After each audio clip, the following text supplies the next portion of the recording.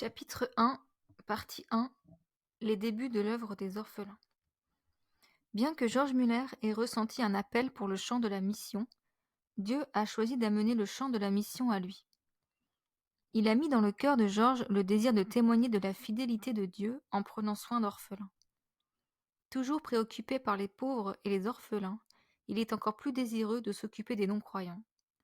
Dans le premier volume de son livre, un récit de quelques-unes des interventions du Seigneur avec George Muller, il décrit ce qui l'a poussé à commencer l'œuvre en faveur des orphelins. Parfois, les enfants de Dieu sont effrayés par la perspective de vieillir et de ne plus pouvoir travailler. Ils sont tourmentés par la crainte d'être pauvres et incapables de subvenir à leurs besoins. Si je leur fais remarquer que leur Père céleste a toujours aidé ceux qui lui font confiance, ils n'iront peut-être pas jusqu'à dire « les temps ont changé », mais il est évident qu'ils ne considèrent pas Dieu comme le Dieu vivant. Mon esprit était souvent accablé en observant le manque de foi de ces chrétiens, et je désirais ardemment mettre quelque chose devant ces enfants de Dieu, afin qu'ils voient que le Seigneur n'abandonne pas, même à notre époque, ceux qui s'en remettent à lui. Un autre segment du peuple de Dieu que j'ai vu en conflit est celui des hommes d'affaires chrétiens. Ils se sentaient souvent coupables en menant leurs affaires presque de la même manière que les personnes non converties. La concurrence dans le commerce, les mauvaises périodes et la surpopulation étaient invoquées comme raisons pour lesquelles on ne pouvait pas s'attendre à ce qu'une entreprise gérée selon la parole de Dieu soit florissante. Un tel homme d'affaires a peut-être exprimé le souhait que sa situation soit différente. Cependant, avant de commencer mon œuvre auprès des orphelins, j'ai rarement vu un homme d'affaires prendre position pour Dieu, montrer une sainte détermination à se confier au Dieu vivant, ou dépendre de lui pour garder une bonne conscience. C'est pourquoi j'ai voulu montrer à ces personnes, par une preuve visible, que Dieu est invariablement le même. D'autres personnes exerçaient des professions dans lesquelles elles ne pouvaient pas continuer si elles voulaient garder une bonne conscience. Ces personnes étaient dans une position non scripturaire en ce qui concerne les choses spirituelles. Sachant qu'elles ne pouvaient pas continuer à occuper leur poste tout en demeurant en communion avec Dieu, elles refusaient toujours de changer de profession ou de quitter leur poste actuel de peur de se retrouver au chômage. Mon esprit désirait ardemment contribuer à renforcer leur foi, non seulement en leur donnant des exemples tirés de la parole de Dieu, de sa volonté et de sa capacité à aider tous ceux qui comptent sur lui, mais aussi en leur montrant par des preuves visibles que Dieu est le même, même à notre époque. Je savais bien que la parole de Dieu devait être suffisante, et elle l'était par grâce pour moi. Cependant, je considérais que je devais prêter main forte à mes frères, si, par quelque moyen, par cette preuve visible de la fidélité immuable du Seigneur, je pouvais renforcer leur foi en Dieu. Je me souvenais de la grande bénédiction que mon âme avait reçue en voyant le résultat des actions du Seigneur envers ses serviteurs. Auguste Frank, qui, en dépendant du seul Dieu vivant, fonda un immense orphelinat. Note. Alors qu'il était étudiant en théologie à l'université de Halle, Muller a vécu pendant 2 mois dans un logement gratuit fourni par la Maison des Orphelins, construite par Auguste Frank 100 ans plus tôt. Bien que Frank soit mort en 1727, sa dépendance envers Dieu et son travail au nom d'orphelin ont grandement influencé Muller. Comme j'avais vu plusieurs fois de mes propres yeux cette preuve visible de la fidélité de Dieu, je me sentais tenu d'être le serviteur de l'Église de Dieu de la même manière que j'avais obtenu la miséricorde, c'est-à-dire en étant capable de prendre Dieu au mot, en me fiant à sa parole. Tous ces exercices de mon âme, qui résultaient du fait que tant de croyants que j'avais connus étaient tourmentés et affligés dans leur esprit, ou avaient la conscience coupable de ne pas avoir confiance dans le Seigneur, ont été utilisés par Dieu pour éveiller dans mon cœur le désir de donner à l'Église dans son ensemble, et au monde, le preuve qu'il n'a pas changé le moins du monde. La meilleure façon de témoigner de la fidélité de Dieu semblait être d'établir un orphelinat. Il fallait que ce soit quelque chose qui puisse être vu, même par l'œil naturel. Maintenant, 6 mois, un pauvre homme, simplement par la prière et la foi, j'obtenais les moyens d'établir et de gérer un orphelinat sans demander l'aide de personne. Ce serait quelque chose qui, avec la bénédiction du Seigneur, pourrait contribuer à renforcer la foi des enfants de Dieu. De plus, ce serait un témoignage aux consciences des inconvertis à la réalité des choses de Dieu. C'étaient donc les principales raisons de la création de cet orphelinat. Certainement, je désirais être utilisée par Dieu au profit des enfants pauvres qui avaient été privés de leurs deux parents et cherchais à d'autres égards, avec l'aide de Dieu, à leur faire du bien dans cette vie. J'aspirais aussi particulièrement à être utilisée par Dieu pour former ces chers orphelins à la crainte de Dieu. Pourtant, le premier et principal objectif de l'œuvre était, et est toujours, que Dieu puisse être magnifié par le fait que les orphelins dont je m'occupe reçoivent tout ce dont ils ont besoin, uniquement par la prière et la foi. Sans que personne ne soit sollicité par moi-même ou mes compagnons d'œuvre pour des ressources afin que la fidélité de Dieu puisse être vue. Par sa provision, d'autres verraient qu'il entend et répond encore à la prière. Le fait que je ne me sois pas trompée a été abondamment prouvé depuis novembre 1835, à la fois par la conversion de nombreux pécheurs qui ont lu les récits qui ont été publiés à propos de cette œuvre, mais aussi par l'abondance de fruits qui en ont résulté dans le cœur des saints. Du plus profond de mon âme, je désire être reconnaissant à Dieu pour sa provision. L'honneur et la gloire lui sont dus à lui seul, et, par son aide, je suis en mesure de lui en attribuer toute la louange. Ouvre grand ta bouche. Dans le récit écrit par George Muller le 16 janvier 1836, nous voyons sa dépendance vis-à-vis de la direction de Dieu, alors qu'il cherchait à connaître et à obéir à la volonté de Dieu en ce qui concerne l'établissement des orphelinats à Bristol. Nous lisons. Lorsque ces derniers temps, l'idée d'établir un orphelinat sous la dépendance du Seigneur s'est réveillée dans mon esprit, pendant les 2 premières semaines, j'ai seulement prié pour que si cela venait du Seigneur, il le fasse. Si ce n'était pas le cas, je priais pour qu'il veuille gracieusement chasser de mon esprit toutes les pensées à ce sujet.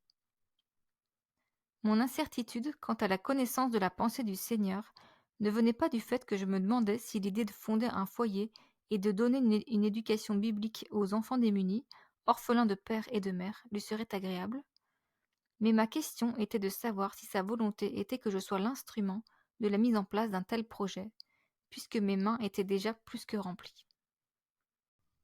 Ma consolation, cependant, était que, si c'était sa volonté, il fournirait non seulement les moyens, mais aussi les personnes appropriées pour s'occuper des enfants. De cette façon, considérant l'importance du sujet, ma part du travail ne prendrait que la portion du temps que je pourrais donner, au vu de mes nombreux autres engagements. L'ensemble de ces 2 semaines, je n'ai jamais demandé au Seigneur de l'argent ou des personnes pour s'engager dans l'œuvre. Le 5 décembre, cependant, le sujet de ma prière devint tout à coup différent. Je lisais le psaume 81 et j'étais particulièrement frappée, plus que jamais auparavant, par le verset 10. Ouvre grand ta bouche et je la remplirai. Je réfléchis quelques instants à ces mots, puis fus amenée à les appliquer au cas de l'orphelinat. Cela m'a frappée dans la mesure où je n'avais jamais rien demandé au Seigneur à ce sujet, si ce n'est de connaître sa volonté, quant à son établissement ou non. Je tombai alors à genoux et ouvris grand la bouche, lui demandant beaucoup. J'ai prié en soumission à sa volonté, sans fixer de moment où il devrait répondre à ma requête. J'ai prié pour qu'il me donne une maison, soit à titre de prêt, soit que quelqu'un soit amené à en payer le loyer, soit qu'une maison soit donnée en permanence à cette fin. De plus, je lui ai demandé 1000 livres sterling et des personnes qualifiées pour s'occuper des enfants. En outre, j'ai aussi été amené à demander au Seigneur de mettre dans le cœur de son peuple d'envoyer des meubles pour la maison et quelques vêtements pour les enfants. Lorsque je demandais cette requête, j'étais pleinement conscient de ce que je faisais. Je demandais quelque chose que je n'avais aucune chance d'obtenir dans une perspective naturelle auprès des gens que je connaissais, mais qui n'était pas non plus trop demandé pour que le Seigneur me l'accorde. En quelques jours, Muller a commencé à voir les réponses de Dieu à la prière. Il nota les choses suivantes dans son journal. 10 décembre 1835. Ce matin, j'ai reçu une lettre dans laquelle un frère et une sœur écrivaient ces mots. Nous nous proposons au service du projet de fondation de l'orphelinat, si vous pensez que nous sommes qualifiés. Aussi, nous ferons don de tous les meubles que le Seigneur nous a donnés pour être utilisés dans l'orphelinat. Nous voulons le faire sans recevoir aucun salaire, croyant que si c'est la volonté du Seigneur de nous employer, il pourvoira à tous nos besoins. 13 décembre. Un frère a été influencé ce jour-là pour donner 4 shillings par semaine ou 10 livres, 10 shillings par an, tant que le Seigneur en fournit les moyens. Il donna 8 shillings en abonnement de 2 semaines. Aujourd'hui, un frère et une sœur se sont proposés, avec tous leurs meubles et toutes les provisions qu'ils ont dans leur maison, s'ils peuvent être utilement employés dans les intérêts de l'orphelinat. Dieu nous encourage. Malgré ses réponses aux prières, Muller n'est pas à l'abri du découragement. Il écrit dans son journal. 17 décembre. Hier soir et ce matin, j'étais plutôt abattu, me demandant si je devais m'engager dans cette voie, et j'étais amené à demander au Seigneur de m'encourager davantage. Peu après, un frère m'a envoyé 2 pièces de tissu, l'une de 7 mètres de long et l'autre de 22 mètres de calicot. Il m'a également fait don de 4 pièces de doublure, soit environ 4 mètres en tout, d'un drap et d'un mètre. Ce soir, un autre frère a apporté un étendoir, 3 redingotes, 4 blouses, 6 mouchoirs, 3 édredons, une couverture, 2 salières en étain, 6 tasses en fer blanc et 6 cuillères à café en métal. Il a également apporté 3 shillings et 6 pence, donnés par 3 personnes différentes. Au même moment, il m'a dit qu'une personne a eu sur le cœur la pensée d'envoyer 100 livres sterling demain. La fidélité de Dieu démontrée. Bien que Muller ait reçu la quasi-totalité de la somme de 1000 livres pour laquelle il avait prié, sa persistance dans la prière est illustrée dans la note de journal suivante. 15 juin 1837. Aujourd'hui, je me suis à nouveau adonné avec ferveur à la prière en ce qui concerne le reste des 1000 livres. Ce soir, 5 livres ont été donnés, de sorte que la somme totale est maintenant réunie. À la gloire du Seigneur dont je suis et que je sers, je répète que chaque shilling de cet argent, ainsi que tous les vêtements et les meubles, m'ont été donnés sans que j'aie demandé quoi que ce soit à quiconque. Une autre leçon sur la confiance en Dieu. Bien que Muller ait pris soin de rechercher la direction de Dieu jusque dans les moindres détails, il y a une chose pour laquelle il a oublié de prier. Il écrira plus tard. Autant que je m'en souvienne, j'ai présenté au Seigneur, dans mes prières, jusqu'aux circonstances les plus infimes concernant l'orphelinat, conscient de ma faiblesse et de mon ignorance. Il y a cependant un point pour lequel je n'avais jamais prié, à savoir que le Seigneur envoie des enfants. Je considérais naturellement qu'il y aurait beaucoup de demandes. Cependant, plus le jour fixé pour la réception des demandes approchait, plus j'avais la conscience secrète que le Seigneur pourrait décevoir mes attentes naturelles et me montrer que je ne pourrais pas prospérer dans la moindre chose sans lui. Le jour fixé est arrivé et aucune demande n'a été faite. Avant cela, j'avais été tentée à plusieurs reprises de me demander si après tout je ne m'étais pas engagée dans l'œuvre contre la volonté du Seigneur. Cette circonstance m'a amenée à m'abaisser devant mon Dieu dans la prière pendant toute la soirée du 3 février. J'examinais une fois de plus mon cœur quant au motif qui m'avait poussé à fonder l'orphelinat. J'ai pu dire, comme je l'avais fait auparavant, que la gloire du Seigneur était mon but principal, c'est-à-dire qu'il fallait démontrer que ce n'est pas en vain que l'on se confie au Dieu vivant. Mon deuxième objectif était le bien-être spirituel des enfants orphelins, mon troisième, leur bien-être physique. En continuant à prier, j'ai finalement été amené au point où je pouvais dire de mon cœur que je me réjouirais de la glorification de Dieu dans cette affaire, même si tout cela n'aboutissait à rien. Mais puisqu'il me semblait plus conforme à la gloire de Dieu d'établir et de faire prospérer l'orphelinat, je pouvais alors lui demander de tout cœur d'envoyer des candidatures. Je me sentais maintenant le cœur en paix à ce sujet, et j'étais aussi plus assuré que jamais que Dieu l'établirait. Dès le lendemain, le 4 février, la première demande a été faite et depuis lors, 42 autres ont été reçues. Assez pour aujourd'hui. Plus tard, alors qu'il y avait près de 100 personnes à prendre en charge et que les fonds étaient très faibles, Muller a écrit. 22 juillet 1838. Ce soir, je me promenais dans notre petit jardin, méditant sur Hébreux 13, 8. Jésus-Christ est le même hier, aujourd'hui et éternellement.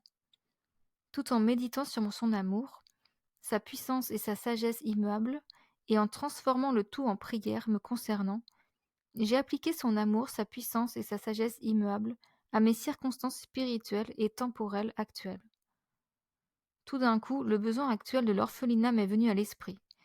Immédiatement, j'ai été amenée à me dire: Jésus, dans son amour et sa puissance, m'a fourni jusqu'à présent ce dont j'avais besoin pour les orphelins, et dans le même amour et la même puissance immuable, il pourvoira à ce dont je pourrai avoir besoin à l'avenir.